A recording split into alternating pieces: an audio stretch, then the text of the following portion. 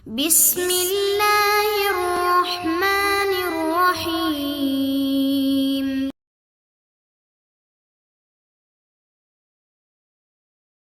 Kita lanjutkan hadis yang kelima, al-haditsul khamis. Ini dalil bahwasanya larangan potong kuku tersebut hukumnya tidaklah wajib, ya, tidaklah haram, sehingga hanya makruh saja sebagaimana pendapat mazhab Syafi'i. Dalilnya adalah Ani bin Abbas radhiyallahu anhu qala.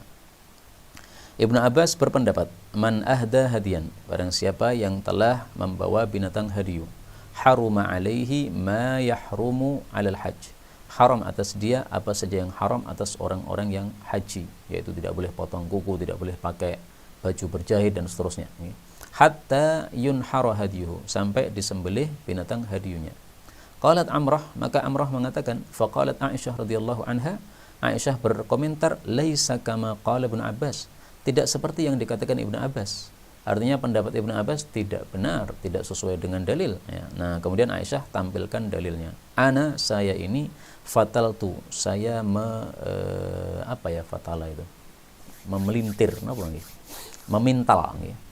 Jadi membuat tali dengan cara dipelintir gini, ya, dipintal.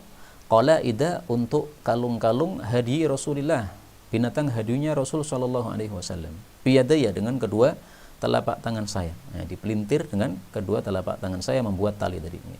Thumma, kemudian qalladaha Rasulullah sallallahu alaihi wasallam, Rasulullah mengalungkannya biyadaihi, dengan kedua tangan beliau. Thumma ba'atha biha ma'a abi, kemudian mengirim binatang-binatang hadiunya itu bersama bapakku. Falam yahrum ala Rasulillah sallallahu alaihi wasallam syai'un, maka tidaklah haram atas Nabi sallallahu alaihi wasallam sesuatu apapun, ahallahu Allahu lahu, yang Allah halalkan untuk beliau, hatta nuhiral hadiyu, sampai disembelihnya binatang hadiu tersebut. Hadis muttafaqun alaih. Jadi maksudnya Nabi dari Madinah, beliau mau haji ke Mekah. Nah, beliau mengirim binatang hadiu. Jadi dari Madinah beliau membawa binatang hadiu yang akan disembelih di Mekah. Binatang hadiu itu apa? Binatang yang disembelih oleh orang yang ibadah haji. Kalau yang tidak haji, dia menyembelih, maka disebut binatang udhiyah. Nah, ini Nabi setelah mengirim hadiu, ternyata dari Madinah ini selama perjalanan ini beliau tidak sama sekali, tidak haram atas beliau apa yang haram bagi orang-orang yang haji, sehingga beliau masih potong kuku, potong rambut dan sebagainya. Maka hadis ini dijadikan dalil oleh Imam Syafi'i bahwa larangan di atas tadi adalah larangan hanya makruh, tidak sampai kepada haram. Meskipun ini memang masalah khilafiyah, ya. Pendapat yang lain mengatakan bahwa larangan potong kuku tadi hukumnya haram karena mengikuti asal kaidahnya, yaitu al-aslu fin nahyi lit tahrim. Asal dari hukum itu, dari suatu larangan itu adalah haram. Karena itu untuk kehati-hatian, paling bagusnya kita tidak usah potong kuku, tidak usah potong rambut, tidak usah potong bulu semua, ya, bulu yang ada di tubuh kita itu, baik itu kumis maupun itu bulu ketiak dan sebagainya, mulai tanggal 1 Dzulhijjah. Karena itu tolong diperhatikan, hari Ahad itu sudah tanggal 1 Dzulhijjah. Nah, sekarang ini hari Sabtu, ini tanggal 29 Dzulqa'dah. Maka bagi yang ingin korban, sore hari ini segera bersih-bersih, ya. Bulu ketiaknya dibersihkan, bulu kemaluannya dibersihkan, kalau punya kumis panjang juga dipotong. Karena sudah nanti maghrib, adzan maghrib nanti itu sudah tanggal 1 Dzulhijjah, sudah tidak boleh lagi untuk melakukan hal-hal tersebut, meskipun sekali lagi diperselisihkan apakah makruh ataukah haram. Diperkecualikan dari larangan ini kalau ada madarat, misalnya ada kuku yang terlepas. Nah, ketika terlepas ini mengganggu, maka di sini boleh untuk dipotong sekaligus, tidak ada masalah. Karena kaidahnya mengatakan bahwa sesuatu yang makruh itu hilang kemakruhannya kalau ada sebab atau ada udzur. Ini termasuk udzur, maka hukum makruhnya hilang. Demikian juga yang pakai masker, ya. Makruh untuk pakai masker ketika sholat. Nah, tapi itu kemakruhannya hilang kalau dia memerlukannya. Dia sedang batuk-batuk misalnya, nah, khawatir mengganggu para jamaah yang lain, maka dia pakai masker, nggak ada masalah, supaya batuknya tidak mengganggu kepada jamaah yang sebelahnya. Atau paling bagusnya sholat di rumah saja, supaya tidak mengganggu para jamaah dengan batuknya tersebut. Baik, kita lanjutkan hadis yang ke-6, al-haditsus sadis syurutu sihhatil udhiyah. Syarat-syarat sahnya korban Idul Adha. An Jabir radhiyallahu anhu qala qala Rasulullah sallallahu alaihi wasallam, la tadhbahu, janganlah kalian menyembelih illa baqaratan musinnah, kecuali sapi yang musinnah, yang poel. Illa an tata'assara alaikum, kecuali kalau susah bagi kalian untuk mendapatkan musinnah. Fatadhbahu, maka kalian menyembelih jadza'atan, hewan jadza'ah, minadh dha'ni, dari kambing domba. Hadis diriwayatkan oleh Imam Muslim. Wa ziyadatu, dan tambahan itu lis-Suyuti, milik Imam Suyuti. Maksudnya tambahan ini adalah kata-kata baqaratan, ya. Jadi kata-kata baqaratan ini saya kasih tanda kurung, ini menunjukkan bahwa ini tambahan, ini dari Imam Suyuti di dalam kitab Al-Jami' As-Shaghir.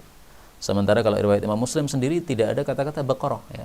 La tadhbahu illa musinnah, jangan menyembelih korban Idul Adha kecuali hewan musinnah. Nah, maka ringkasnya untuk hewan korban Idul Adha ini syaratnya ada dua. Pertama adalah syarat yang harus ada, yang kedua adalah syarat yang harus tidak ada. Syarat yang harus ada adalah bahwa usianya sudah usia musinnah.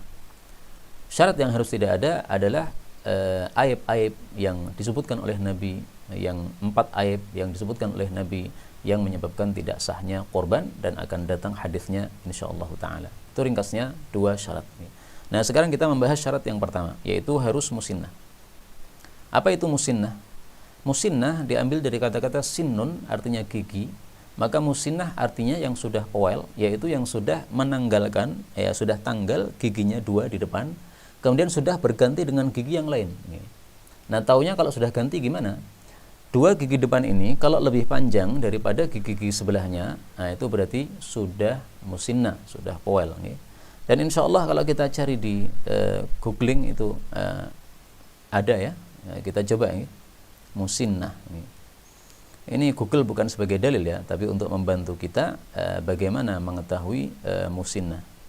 Wah, ini malah yang keluar wanita tua, ini musinnah. Nah, kita tulis saja, ya, baqaratan musinnah. Nah, malah yang keluar baqarah. Susah juga, ya.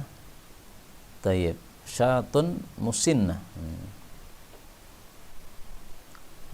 Atau kita tulis dengan istilah lain, ya, ats-tsaniyah, ats-tsaniyu minal ghanam.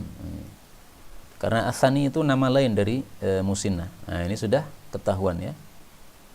Jadi bagaimana cara mengetahui gigi yang musinnah ini? Ini 2 gigi depan sudah lebih besar daripada sebelah-sebelahnya. Ini gambarannya, ini lebih besar. Ini berarti sudah tanggal, kemudian sudah ganti dengan gigi yang baru. Nah, di sini sudah disebutkan, ini usia-usia untuk unta usia berapa, untuk sapi usia berapa, untuk kambing usia berapa. Karena ini beda-beda.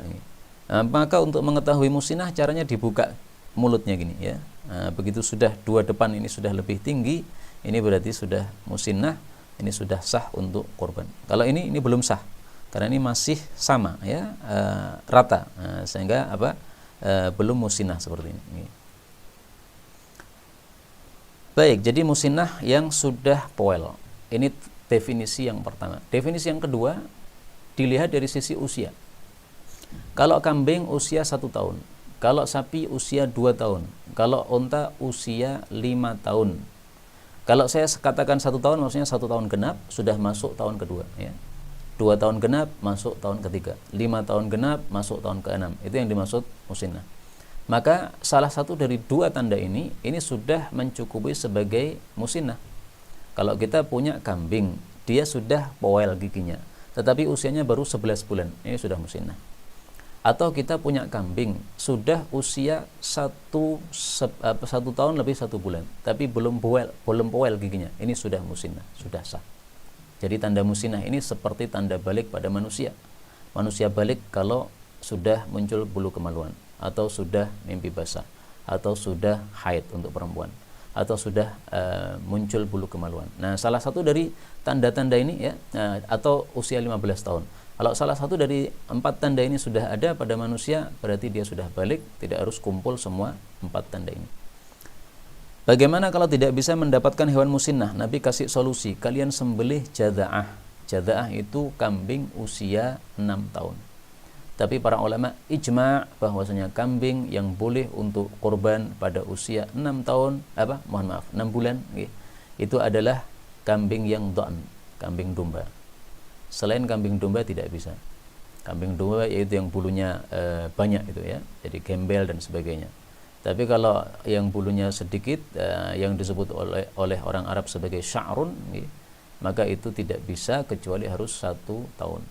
Allah mengatakan dalam Al-Quran, wa min ash'ariha wa aubariha wa min aswafiha wa aubariha wa ash'ariha. Nah, itu kalau domba itu bulunya adalah aswaf, suf. Kalau dia kambing ma'zun, kambing biasa, kambing Jawa misalnya, maka itu bulunya adalah sya'ar. Nah, yang sya'ar itu yang bulunya biasa itu, kambing Jawa itu tidak sah kecuali harus 1 tahun. Inilah yang dapat kita pelajari pada sore hari ini, benarnya dari Allah Ta'ala, dan apabila ada salahnya fa astaghfirullahaladzim li wa lakum.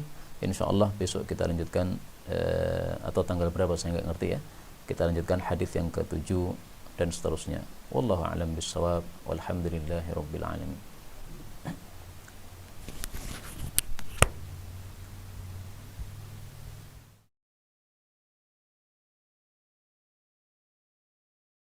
تقبل منا إنك أنت السميع العليم وتب علينا إنك أنت التواب الرحيم. اللهم نحمدك حمدا شاكرين حمدا ناعمين حمدا يوافي نعمه يكافئ مزيدا. يا ربنا لك الحمد ولك الشكر كما ينبغي لجلال وجهك الكريم ولعظيم سلطانه. اللهم صل وسلم وبارك على رسولك الكريم نبينا محمد وعلى آله وصحبه أجمعين. اللهم اجعلنا من أهل القرآن waj'alil Qur'ana sahiban lana fid dunya wa syafi'an lana fil akhirah. Ya Allah, jadikan kami termasuk ahli Al-Qur'an. Jadikan Al-Qur'an sebagai sahabat kami di dunia, syafaat bagi kami di akhirat. Allahumma nawwir ya Allah qulubana binuril Qur'an. Ya Allah, sinari hati kami dengan cahaya Al-Qur'an. Wa nawwir akhlaqana binuril Qur'an. Ya Allah, sinari akhlak kami dengan cahaya Al-Qur'an. Allahumma nawwir hayatana binuril Qur'an, a'ilatana binuril Qur'an, quburana binuril Qur'an. Ya Allah, sinari kehidupan kami dengan cahaya Al-Qur'an. Sinari keluarga kami dengan cahaya Al-Qur'an. Sinari alam kubur kami kelak dengan cahaya Al-Quran. Allahumma ya arhamar rahimin, taqabbal minna jami' amalina salihah. Ya Allah, mohon terima seluruh amal kami, jadikan itu saleh dalam pandangan-Mu ya Rabbal Alamin. Rabbana yassir lana wa la tu'assir alaina. Ya Allah, mudahkan semua urusan kami, jangan berikan kesulitan pada kehidupan kami. La tada'lana fi maqamina hadha dhanban illa ghafartah. Jika ada pendosa hadir di ta'lim ini, jangan biarkan dia meninggalkan tempat ini ya Allah, kecuali Engkau telah ampuni segala dosanya. Wala hamman illa farajtah. Jika ada yang tengah gelisah, jangan biarkan dia meninggalkan majlis ini kecuali Engkau telah tenangkan keadaan hatinya. Allahumma wala maridan illa syafaitah. Jangan ada ya Allah orang sakit di tempat ini kecuali Engkau sembuhkan penyakitnya. Allahumma ya Allah, Allahumma ya Allah, Rabbana atina fid dunya hasanah wa fil akhirati hasanah wa qina adzabannar. Bifadlika subhana rabbika rabbil izzati amma yasifun. والسلام على المرسلين وآخر دعوانا سبحانك اللهم وبحمدك أشهد أن لا إله إلا أنت نستغفرك ونتوب إليك والحمد لله رب العالمين ثم السلام عليكم ورحمة الله وبركاته.